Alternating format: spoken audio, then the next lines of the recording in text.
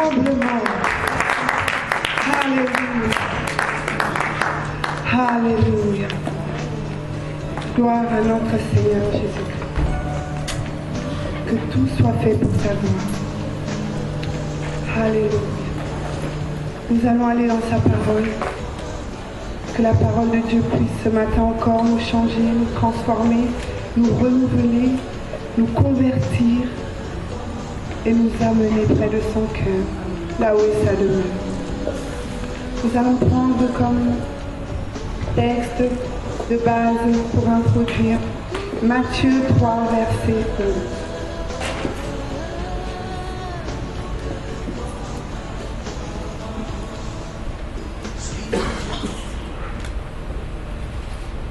Matthieu 3, verset 11.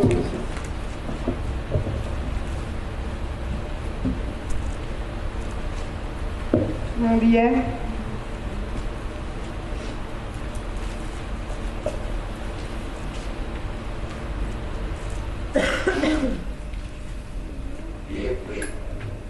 La parole de Dieu déclare dans Matthieu 3, verset 11, « Moi, je vous baptise dans l'eau en vue de la repentance, mais celui qui vient après moi est plus puissant que moi. Et je ne mérite pas de porter ses sandales. Lui vous baptisera d'Esprit Saint et de feu. » Jean-Baptiste avait une mission. La mission de Jean-Baptiste, c'était d'amener le peuple de Dieu à la repentance. C'était de ramener le peuple de Dieu à retourner au Père. La mission de Jean-Baptiste, c'était d'amener le peuple de Dieu à la repentance et au pardon des péchés. Et lorsqu'il était dans le désert, des hommes et des femmes venaient se convertir parce qu'ils avaient trouvé en lui la parole de Dieu. Et lorsque ces hommes et ces femmes venaient, se repentaient, confessaient leurs péchés et manifestaient des fruits dignes de la repentance, ils passaient par les eaux du baptême. Les eaux du baptême étaient l'engagement d'un changement total et radical envers Dieu. Seigneur, je me repens de mes péchés. Pardonne-moi. Je veux que mes péchés meurent, que mes péchés soient lavés, purifiés, et qu'avec toi, je revive.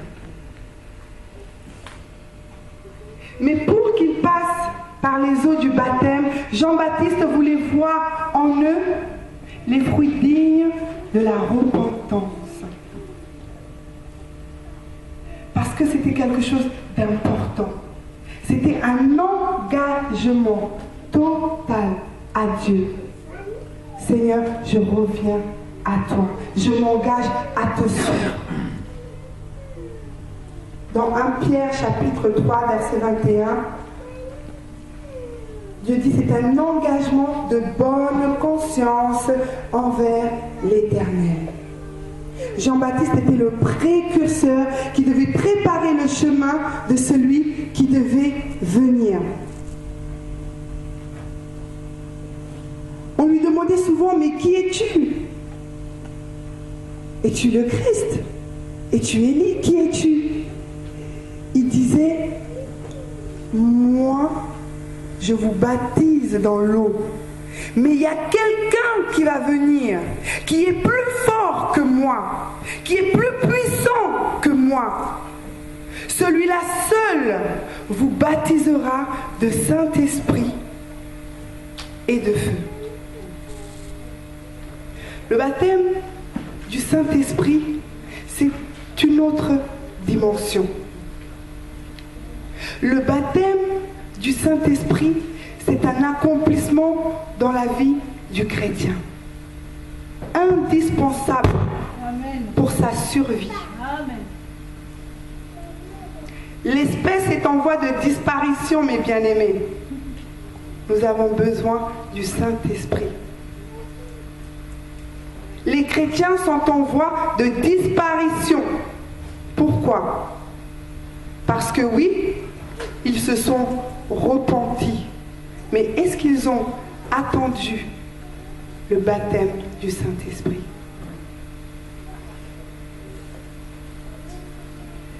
Le baptême du Saint-Esprit, c'est l'accomplissement de la promesse.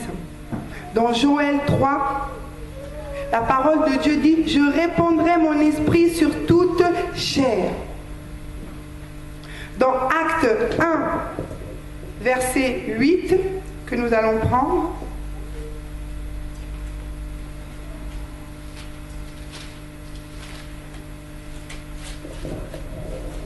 Acte 1, verset 8, il leur répondit, « Mais vous recevrez une puissance, celle du Saint-Esprit, survenant sur vous, et vous serez mes témoins à Jérusalem, dans toute la Judée, dans la Samarie et jusqu'aux extrémités de la terre. » Les disciples qui étaient avec Jésus, qui marchaient avec Jésus, qui voyaient Jésus faire les miracles, les guérisons, cela ne suffisait pas pour qu'ils soient des témoins. Cela ne suffisait pas pour qu'ils soient des disciples. Il fallait attendre qu'une puissance venant d'en haut vienne les saisir, vienne les saturer, vienne les remplir. Mais cette puissance, nous allons le voir, ne pouvait descendre que si une autre partait. On a parlé de témoins. Vous serez mes témoins. Je voudrais souligner ce mot. Parce que témoin, ça a une signification importante. Le témoin, c'est celui qui sert de référence. C'est celui qui sert de repère. Le témoin, en grec, veut dire martus, qui est martyr. Le témoin, c'est celui qu'on présente devant la cour de justice et qui doit rendre un témoignage. Il doit reproduire exactement ce qu'il a vu. Il doit dire exactement ce qu'il a vu. Le témoin, il prête un serment. Le témoin doit retranscrire exactement ce qu'il a vu et entendu. Le témoin est prêt à sacrifier sa vie pour le contenu de la vérité qu'il a reçue. Et là, nous voyons que le témoin, qui d'après nous est simplement quelqu'un qui doit seulement parler de ce qu'il a vu. Je suis partie dans le désert, j'ai vu Jésus-Christ avec une foule, il a fait les miracles, donc je repars. Ah, Jésus-Christ a fait les miracles, gloire à Dieu. Le témoin, c'est plus que ça. Le témoin donne sa vie pour la véracité de ce qu'il sait. Et là, nous approfondissons encore pour dire que le témoin est un martyr. Parce que le martyr, c'est celui qui coûte que coûte va jusqu'à la mort, est capable d'aller jusqu'à la mort pour soutenir la parole qu'il a entendue, pour soutenir le maître.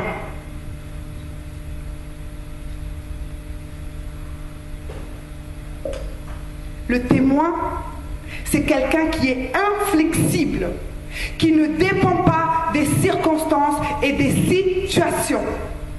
Tu veux me tuer, tue-moi, mais je n'abandonnerai jamais la parole de Dieu.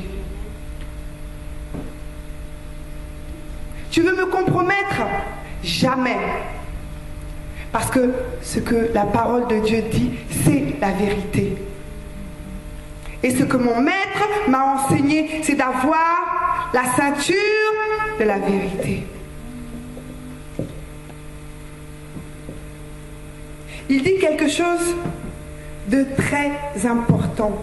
Celui qui viendra vous baptisera du Saint-Esprit et du feu. Les disciples ont reçu la plénitude du Saint-Esprit. C'est-à-dire que tout ce dont ils avaient besoin pour accomplir l'œuvre, la mission qui leur était attachée à Jésus-Christ, ils l'avaient reçu. La capacité de chasser les démons, de guérir les malades, de rendre la vue aux aveugles, la capacité de parler la parole et d'amener la résurrection dans la vie des gens. L'Esprit de Dieu était complet en eux. Mais alors que nous avons l'Esprit de Dieu,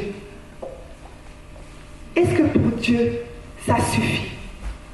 Parce que si pour Dieu, ça suffisait, nous n'aurions pas eu besoin du baptême de feu. Or, la parole de Dieu dit que celui qui viendra vous baptisera d'Esprit Saint et de feu. C'est que le feu aussi était indispensable. C'est que le feu aussi était une étape par laquelle nous devons passer. Bien aimé, le feu, c'est l'épreuve. Amen. Le feu, c'est ce qui vient éprouver. Et les disciples devaient passer par le feu. Et si nous disons disciples du Seigneur, si nous disons témoins de Jésus-Christ, alors tu dois te préparer à passer par le feu. C'est un passage obligatoire. Amen. Le feu, c'est une épreuve. C'est un jugement qui vient sur toi et qui détermine est-ce que réellement tu es apte? Est-ce que réellement tu tiendras? Est-ce que réellement tu iras jusqu'au bout? Est-ce que réellement tu soutiendras ta foi? Tu soutiendras la parole de Jésus-Christ? Pourtant, les disciples, ils avaient vu de grandes choses. Le baptême du Saint-Esprit. Ils étaient là et ils parlaient de différentes langues, des choses merveilleuses. On peut même imaginer l'atmosphère. Est-ce que nous, ici, on peut dire « Ah, on a reçu la plénitude de l'Esprit. Ah, il est restauré. » Est-ce que nous, on peut dire « Ah, le Saint-Esprit est descendu, il nous a remplis, il nous a saturés. » Quand l'Esprit de Dieu vient, seulement et qu'il vous sature, qu'il vous remplit. Mais vous ne pouvez même pas rester assis. Moi, je vous vois encore assis. Vous êtes couché, vous êtes par terre. Vous avez envie même de passer sous la moquette pour vous cacher. Ça vous brûle, ça vous consume. Maintenant, imaginez le feu. Imaginez le feu. Le feu va dans les profondeurs. Le feu va là où l'œil nu ne peut pas voir.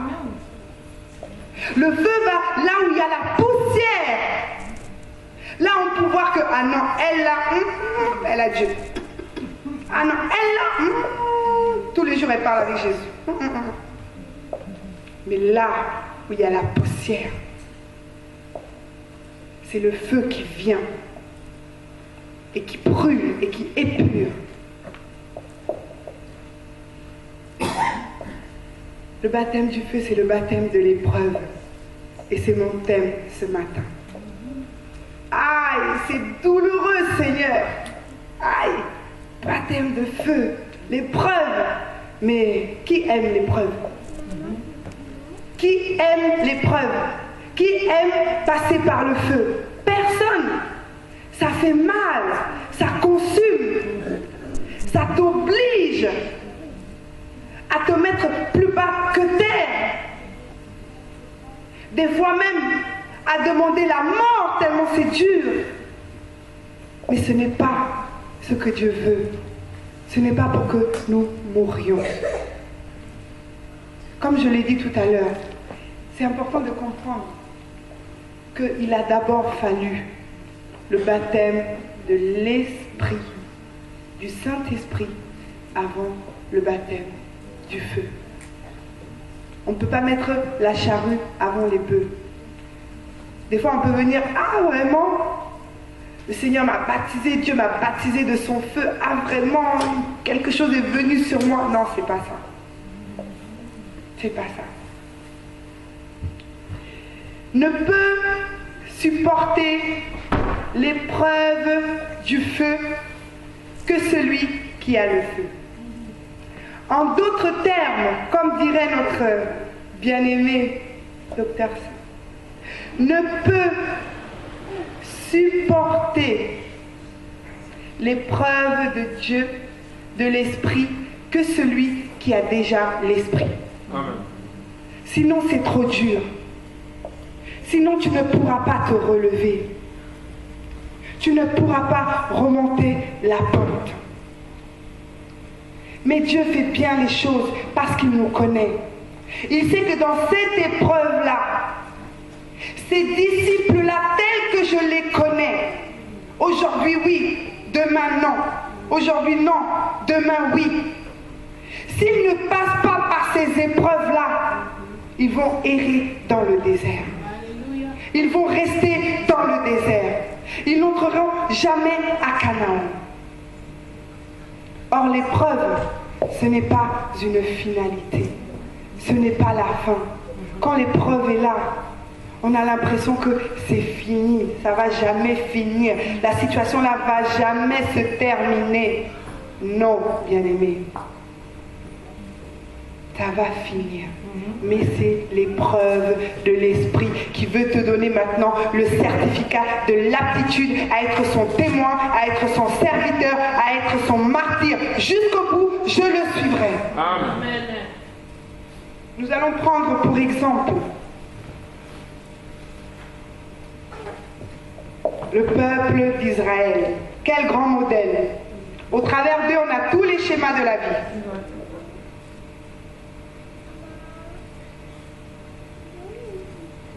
L'épreuve de l'esprit doit nous amener à la perfection. L'épreuve de Dieu, quand elle vient de Dieu, nous allons le voir. Elle doit nous rendre brillants, éclatants. Quand on te voit, on voit la brillance, la luminosité de Christ.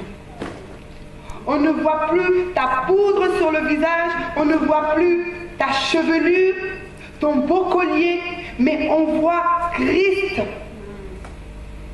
On ne voit plus la poussière, qu'elle soit grosse ou petite. On doit voir Christ. L'or, avant qu'elle devienne l'or que nous connaissons, elle passe par le feu. Et c'est après une certaine température qu'on la retire. On la polit, on la lustre. Il y a des petites poussières de feu là qui tombent. On repolit encore. Et on enlève tout ce qui ne doit pas être. Tout ce qui empêche à ce matériau de briller dans le jour ou dans la nuit. Et nous devons aspirer à cet or-là. Pas à 10 carats, pas à 5 carats, pas au carat du Sénégal, là, les ors rouges là, qu'on voit là, gros comme ça là. L'or, le véritable, celui qui est puré par la puissance du feu de Dieu. C'est à quoi nous devons aspirer.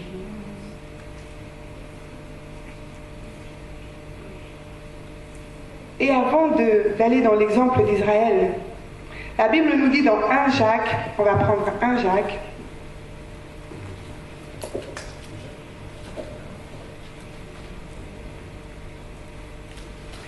Jacques 1, verset 2. 1 Jacques Jacques 1, pardon. Jacques 1, verset 2. La parole de Dieu dit, mes frères, considérez comme un sujet de joie complète les diverses épreuves que vous pouvez rencontrer, sachant que la mise à l'épreuve de votre foi produit la patience. Mais il faut que la patience accomplisse à son tour une œuvre parfaite, afin que vous soyez parfaits et accomplis et qu'il ne vous manque de rien. Le Seigneur veut nous dire que l'épreuve, c'est pour notre bien. Amen. Quand Dieu nous éprouve, c'est pour notre bien. Quand c'est l'épreuve de Dieu, on est bien d'accord, pas celle que nous allons chercher. Quand c'est l'épreuve de Dieu, après ayant été remplis de l'Esprit, lorsque nous sommes remplis de l'Esprit, nous avons aussi le discernement pour savoir que ce par quoi je suis en train de passer, Seigneur, c'est toi qui le veux, c'est toi qui le permets pour mon édification, pour que je grandisse et que je devienne ce matériau qui brille et qui rayonne. Amen, amen, amen, amen. C'est pour notre bien. Maintenant, je vais vous dire la vérité. Nous, les chrétiens, on a un problème. On ne veut pas passer par les épreuves. Amen. On ne veut pas être des martyrs. Et j'ai encore une autre vérité. Ce pourquoi nous sommes toujours assis là, sur nos chaises, en train de gonfler spirituellement d'obésité, c'est parce que nous ne voulons pas affronter les épreuves de feu par lesquelles Dieu veut nous faire passer. Nous ne voulons pas prendre des décisions. Nous ne voulons pas être déterminants. Tu dois être déterminé dans ta vie. Si tu veux qu'il y ait un après, tu dois te positionner, bien-aimé. Entre le temps où tu t'es repenti, où tu es passé par les eaux du baptême, entre le temps où le Seigneur a mis cette épreuve devant toi, est-ce qu'aujourd'hui tu peux me dire, gloire à Dieu, le Seigneur m'a sorti de cette épreuve, il m'a rendu apte. Il a fait de moi ce témoin qu'il cherche, ce disciple qui tend vers la stature parfaite de Christ. C'est ce qui fait que nous échouons. Parce que nous ne sommes pas capables d'affronter le problème que Dieu met devant nous. Alors on s'assoit. On laisse couler. Oh, ça va passer. Ça ne passera pas, ma soeur. Parce que tu ne peux pas arriver au 10e étage si tu n'as pas monté les premières et les deuxièmes et les troisièmes et les quatrièmes et les cinquièmes marches et celles qui suivent. Amen. C'est impossible. Sinon tu n'es pas témoin. Sinon tu te mens à toi-même. Le Seigneur veut que nous passions par ces épreuves avec l'aide de son esprit, rempli de l'esprit, pour un but. Amen. C'est pour toi, pas pour lui. Lui, il est assis sur son trône. Il est dans sa plénitude. Il est dans sa gloire. Il a les 24 milliards qui se prosternent nuit et jour pour le louer, pour l'adorer. Il n'a pas besoin de toi. C'est toi qui as besoin de lui. Cette épreuve, ce n'est pas pour son bien à lui. C'est pour ton bien. Amen. Parce qu'il t'aime. Parce qu'il veut que tu arrives quelque part. Ma sœur Judith, le Seigneur t'aime. Il veut que tu arrives quelque part. Ma sœur Doris, le Seigneur t'aime. Il veut que tu arrives quelque part. Docteur Saint, le Seigneur t'aime. Il veut que tu arrives quelque part. Amen, amen. Mais 40 ans, c'est trop. Est-ce que tu seras encore là? Le peuple d'Israël a fait 40 ans. C'est trop. Combien d'années encore? Vas-tu refuser d'accepter cette épreuve. Le Seigneur veut te polir. Le Seigneur veut que tu sois belle, que tu sois beau, semblable à son image, rayonnant de lumière, que lorsque tu passes, tu n'as même pas besoin de parler. Véritablement, on saura que tu es de Dieu. Jean-Baptiste, quand il était dans le désert,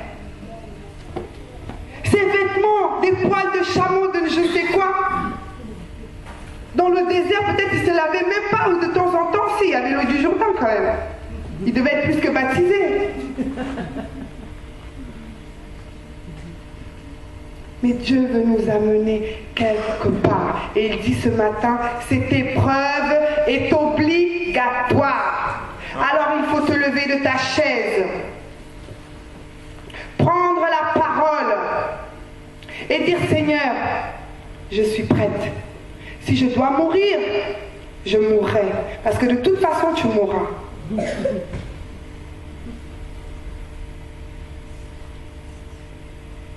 Mais après, tu diras, Seigneur, mais j'ai fait ça, j'ai fait ça. Oui, mais ta place est là. Tu vois le petit cabanon au fond là-bas, là, où la paille n'est même pas encore finie d'être mise sur le toit, là. C'est là ta place. Tu es rescapé. Tu seras sauvé à cause de sa grâce, oui. Mais tout ce que Dieu avait prévu que tu fasses, que tu accomplisses, tu seras passé à côté. À cause de ce monde, bien-aimé, réalise.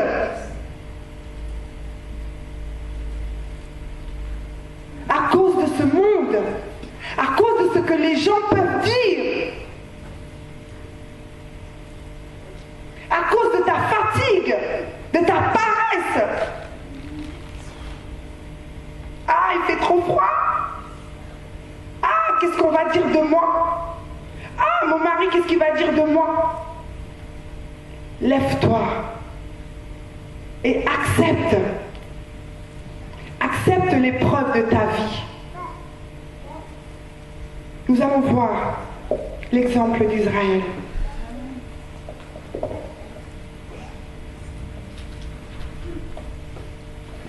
Le peuple d'Israël était esclave.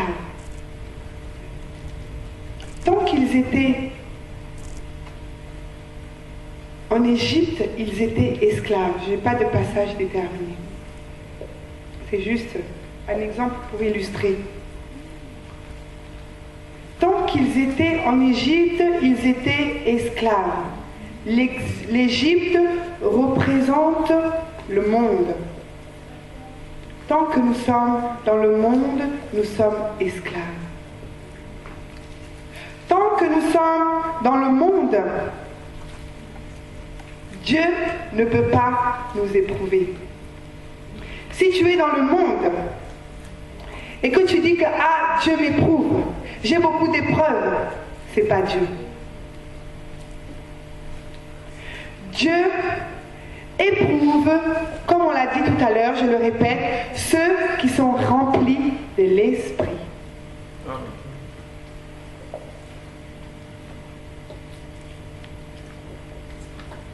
Dieu éprouve ceux qui sont remplis de l'Esprit. Tant que le peuple d'Israël était dans le monde, il ne pouvait pas, en Égypte, il ne pouvait pas recevoir le Saint-Esprit. Mais Dieu avait un plan, il avait un but. Il voulait que le peuple, son peuple, retourne à la promesse. Retourne à son héritage. Retourne à la plénitude de l'abondance de la vie qu'il avait pour eux. Et Dieu a permis que la mer rouge s'ouvre devant eux.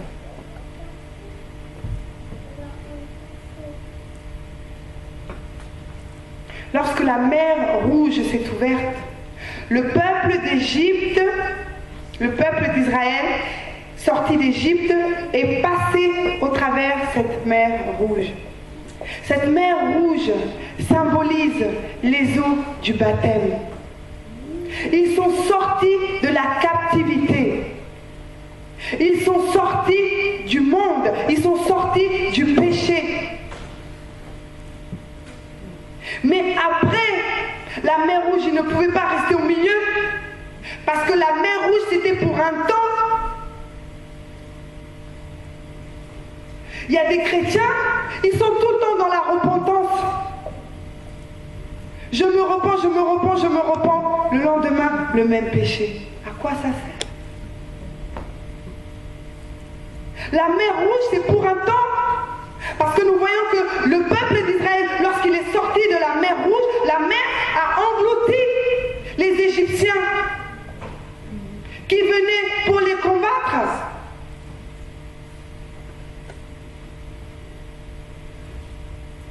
Et Dieu veut que nous aussi, nous sortions de cet état. Il a conduit le peuple d'Israël dans le désert.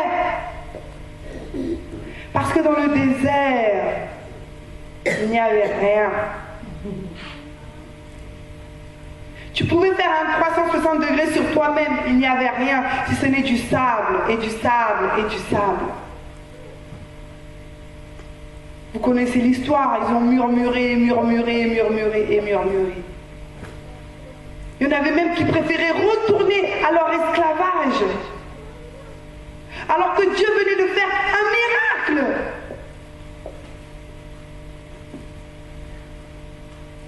Bien-aimé, lorsque le péché te tient, lorsque le monde te tient, si ce n'est pas la puissance de l'esprit, tu ne peux pas y échapper. Tu ne peux pas y échapper. Pour ceux qui sont encore prisonniers de ce monde, vous devez prier pour que l'Esprit de Dieu, qui éclaire, qui illumine toutes choses, qui brise les joues, vous libère.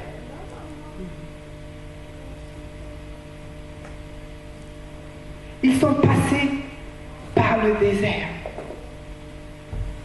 La Bible dit que l'Éternel allait devant eux le jour dans une colonne de nuée pour les guider sur le chemin et la nuit dans une colonne de feu pour les éclairer. Nous allons prendre Exode 13, verset 21.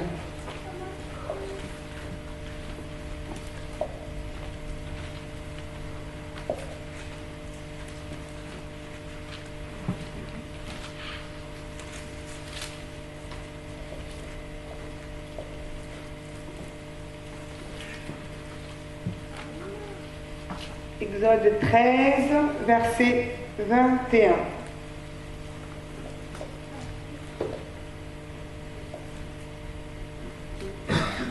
L'Éternel allait devant eux le jour dans une colonne de nuée pour les guider sur le chemin et la nuit dans une colonne de feu pour les éclairer afin qu'ils marchent jour et nuit.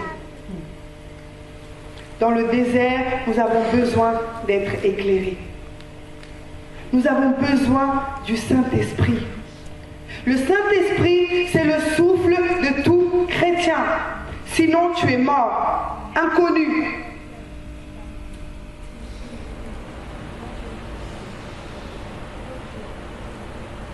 Mais pour cela, il fallait d'abord que le peuple d'Israël quitte pour recevoir le baptême de l'eau et pour qu'ensuite seulement dans le désert, donc il y avait un endroit bien spécial. Ce n'était pas à la frontière entre le désert et la mer, c'était dans le désert, au milieu de nulle part. C'est là que la colonne de nuée est venue. C'est là que la colonne de feu est descendue pour les guider, pour leur montrer le chemin. Nous avons besoin du Saint-Esprit. Nous avons besoin d'un guide.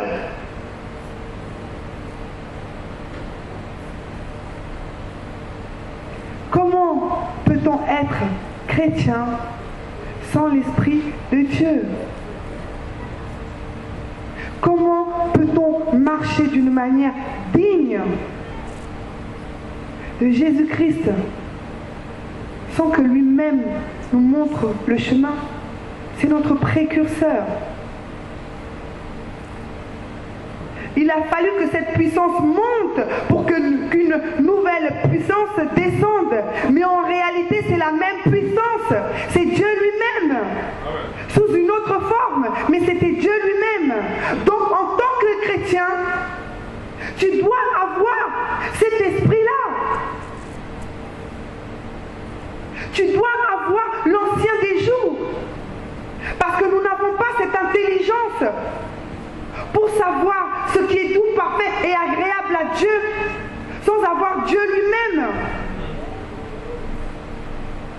Parce qu'il est ce qu'il est.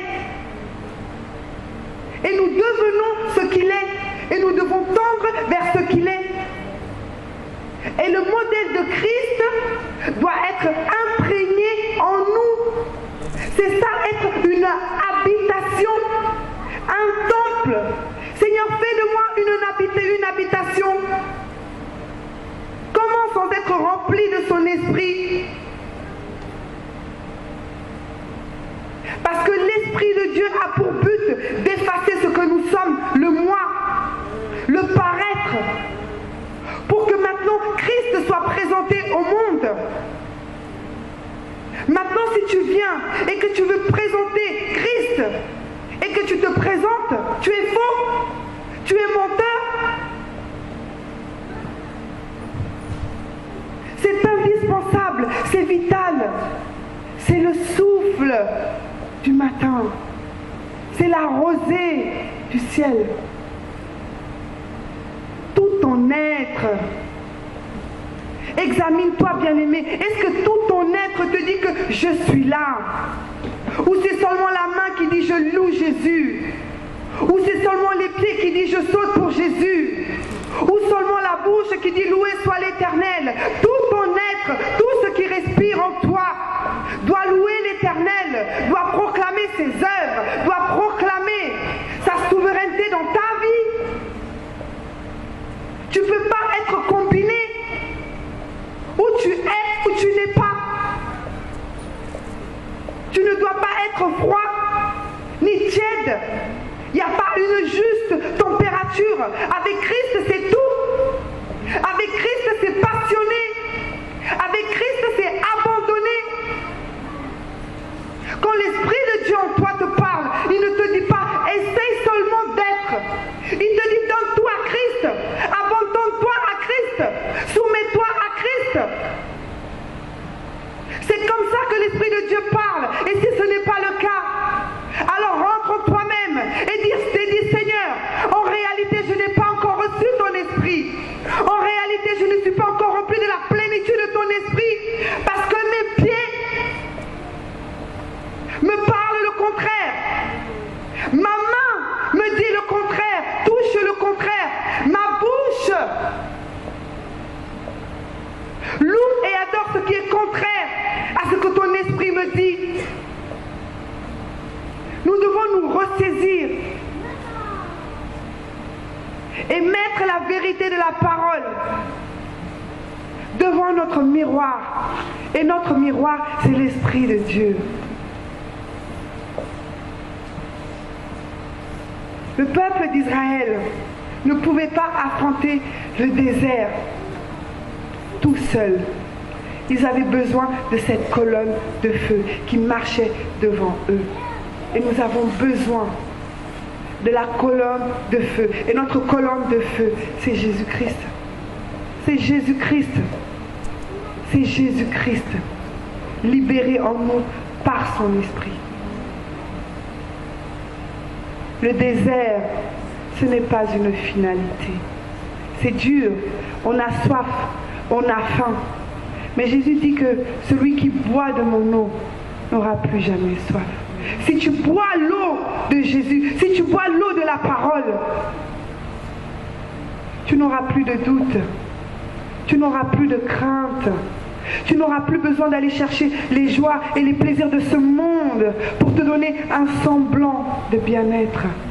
Parce que Jésus est tout en tout.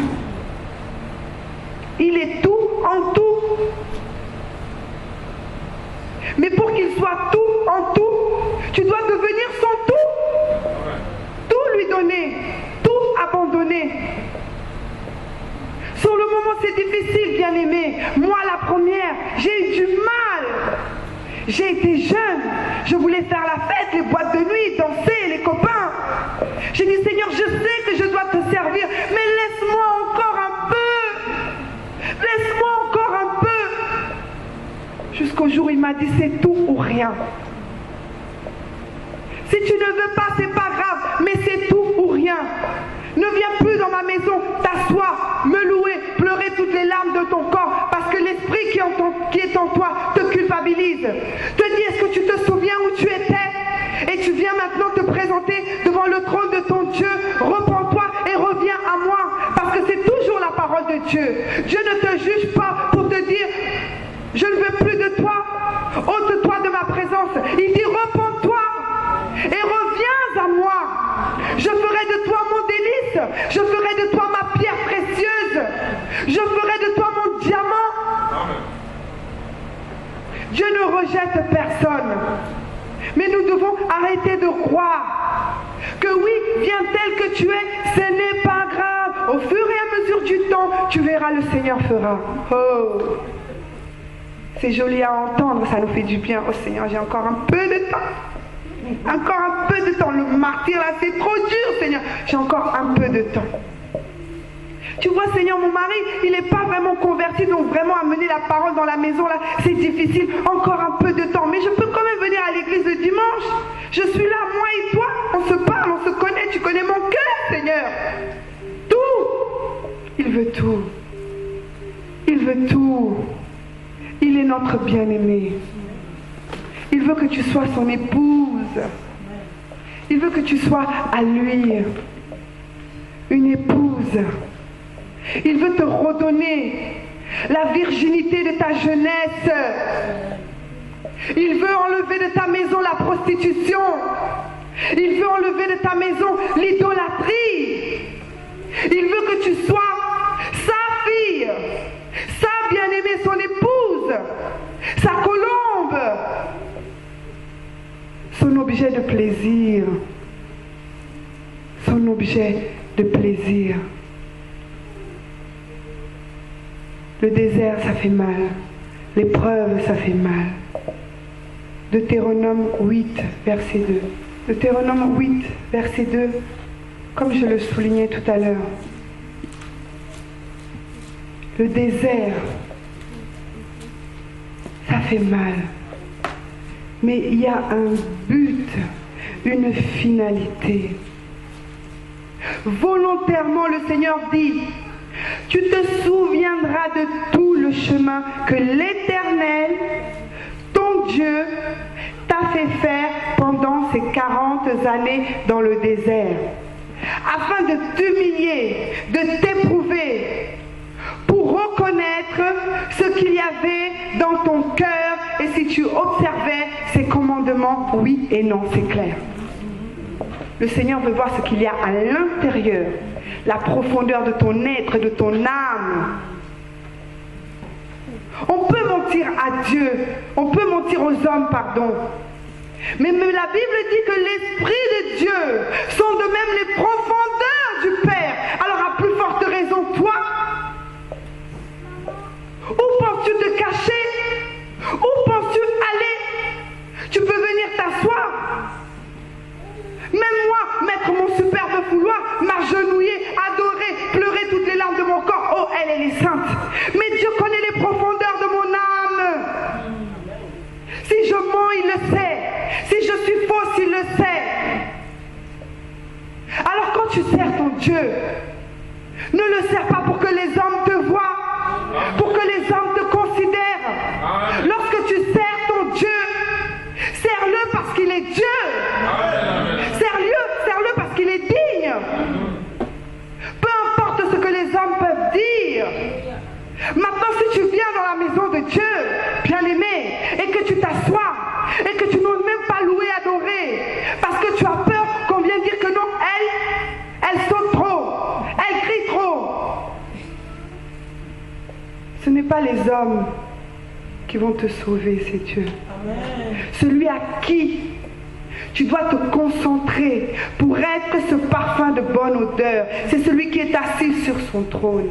Parce qu'à chaque fois, à chaque moment, Dieu veut que tu sois un parfum de bonne odeur. C'est-à-dire que lorsque tu passes quelque part, l'Éternel sur son trône doit dire, il y a ma fille qui passe, je sens son odeur, je sens l'odeur de sa louange, je sens l'odeur de son adoration, je sens l'odeur de sa vie. De la même façon que lorsqu'à Sodome et Gomorrhe, lorsque le péché, l'iniquité s'était accru, Dieu lui-même est venu voir si c'était la vérité, parce que ça lui était insupportable. Alors ton plaisir c'est quoi? C'est de faire lever Jésus-Christ de son trône pour venir voir que véritablement tu le loues, tu l'adores en esprit et en vérité. Amen. C'est ça, ton soupir. Seigneur, tu es assis sur ton trône. Mais peut-être qu'aujourd'hui, là où je suis, peut-être, Seigneur, que si je déverse mon âme devant toi, Seigneur, si je m'abandonne à toi, Seigneur, tu te lèveras de ton trône et tu viendras me remplir de ta plénitude, ce dont j'ai besoin pour être ce témoin. C'est à cela que nous devons tendre. C'est à cela que nous devons soupirer. On n'en veut pas des chrétiens tièdes. Les restaurer. On n'en veut pas des chrétiens tièdes. Si tu es tiède, tu n'es pas à ta place. Parce qu'ici, il n'y a que des bouillants. Ici, il n'y a que des passionnés. Il n'y a que des passionnés ici. Parce que nous connaissons la valeur de cet or. Nous connaissons le prix que Jésus-Christ a payé pour cet or. Nous connaissons l'espérance qu'il a mis dans cet or. Et nous voulons l'honorer jusqu'au moindre souffle, au moindre soupir. Même le petit cheveu qui tombe là quand tu te coiffes, lorsqu'il tombe, il doit dire loué soit l'Éternel. Le peuple d'Israël a fait 40 ans dans le désert. Combien ont trouvé grâce et sont allés jusqu'au bout? Pourtant, ils avaient l'Esprit de Dieu, la colonne de feu était là. Jésus-Christ a fait 40 jours dans le désert. Nuit et jour, il était tenté par le diable. Mais ce n'est pas le diable qui l'a amené dans le désert. C'est l'Esprit de Dieu lui-même. Revenons à Matthieu 3 et 4. À Matthieu 4, la parole de Dieu dit, alors Jésus fut emmené par l'Esprit dans le désert pour être tenté par le diable. Il jeûna 40 jours et 40 nuits, puis il eut faim. Le tentateur s'approcha et lui dit, si tu es fils de Dieu, ordonne que ces pierres deviennent des pains.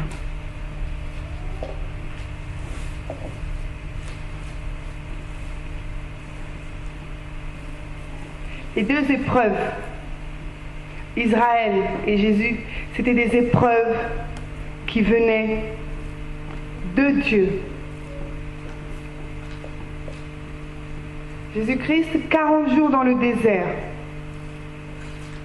40 jours dans le désert, nuit et jour. Le tentateur était là. Il rôdait. Il rôdait. Mais lorsque le tentateur a commencé à le tenter, ce n'était pas l'œuvre de Dieu, c'était l'œuvre du diable. Dans notre vie, nous avons, comme je l'ai souligné, les épreuves que Dieu lui-même met devant nous, à côté de nous, devant, derrière, à droite, à gauche, pour nous éprouver. Mais nous devons faire la distinction avec celle que le tentateur vient nous présenter. Il y a une pomme qu'on vient nous présenter. Et si par malheur, tu prends de cette pomme, ce n'est plus Dieu, c'est toi-même. C'est ta responsabilité. Lorsque la tentation vient, elle vient avec la convoitise. Tout ce que notre chair aime, caresse.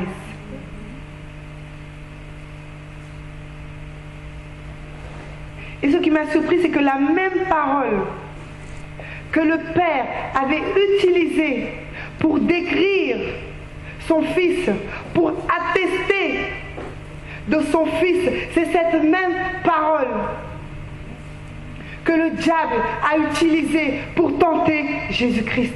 Si réellement tu es le Fils de Dieu, bien-aimé, si tu viens à l'église et que tu écoutes la parole de Dieu et que tu ne la mets pas en pratique et que le diable vient, celui-là même qui vient pour voler, égorger, détruire, et que tu tombes, ce n'est plus l'épreuve de Dieu. C'est toi et ta conscience. C'est toi et toi-même. Maintenant, ce que Dieu dit, c'est que c'est un Dieu de compassion et un Dieu de miséricorde, et qu'il pardonne, et qu'il est amour. Mais sache que ce n'est pas Dieu. Parce que l'épreuve de Dieu, elle a pour but de te rendre plus fort. Elle a pour but de te rendre plus vaillant. Alors que l'épreuve du diable, la tentation du diable, elle t'amène à la dépression. Elle t'amène à un sentiment de culpabilité, de condamnation. L'épreuve qui vient de Dieu, elle a pour but de te rapprocher de ton Créateur, de te rapprocher de son amour. Mais l'épreuve du diable, la tentation du diable, elle a pour but de t'éloigner de Dieu, de te détruire, de te mettre plus bas que terre pour que tu ne puisses même plus prononcer le nom de Jésus-Christ et Seigneur. L'épreuve qui vient de Dieu t'amène à la réussite d'une vie spirituelle, à un changement de dimension, à un changement de révélation de la personne de Jésus-Christ. Parce que cette épreuve-là, le Seigneur te l'avait envoyée pour que tu puisses comprendre qu'au travers de cette situation, il était l'Éternel qui te guérit, l'Éternel qui te fortifie, l'Éternel qui te donne la paix, l'Éternel qui te donne la joie. Mais le diable, lui, ce n'est pas ça. Sa tentation, sa finalité, c'est pour t'humilier. Mais t'humilier dans le sens où les hommes même se moquent de toi. Pour dire, elle dit qu'elle est de Dieu. Regarde ses œuvres, regarde ses actes. Et toi, oh Seigneur, mais Dieu est un Dieu de compassion, un Dieu de bonté, d'amour, parce qu'à la finalité, il ne laisse jamais son enfant. Si véritablement tu es enfant de Dieu, il y a encore de l'espoir, parce qu'à chaque fois, le cœur du Père dit, mon fils a payé un prix.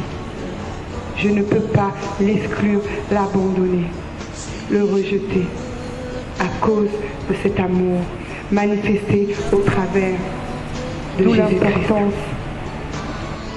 De comprendre les temps dans lesquels nous sommes. Seigneur, ce que je suis en train de vivre depuis des années, est-ce que réellement c'est toi? La situation dans laquelle je suis depuis des années, Seigneur, est-ce que réellement c'est toi? Est-ce que j'aperçois seulement un futur de quelque chose qui va me faire grandir avec Dieu? Ou alors, est-ce qu'au contraire, ce que je suis en train de vivre m'éloigne complètement de Dieu, me sépare complètement de Dieu, m'anéantit complètement de Dieu. Il y a des épreuves. Je refuse de dire à quiconque je partage la parole, viens au Seigneur Jésus-Christ et tu seras béni H24. Je partage avec une sœur, je dis non. Oui, je t'aime. Oui, Dieu veut te sauver. Oui, Dieu veut t'amener quelque part. Oui, Dieu veut te donner un héritage. Oui, Dieu veut créer une rencontre, un partage, une relation d'amour sincère et véritable, celui que l'homme ne peut pas te donner, celui que ce monde ne peut pas te donner. Dieu est capable de te le donner, mais tu dois savoir une chose, tu seras appelé à être son témoin, parce que ce que Dieu aura fait dans ta vie, les autres doivent le savoir, les autres doivent l'entendre, les autres doivent le vivre, parce que le salut, il est individuel, mais c'est un témoignage pour les autres. C'est un témoignage pour les autres.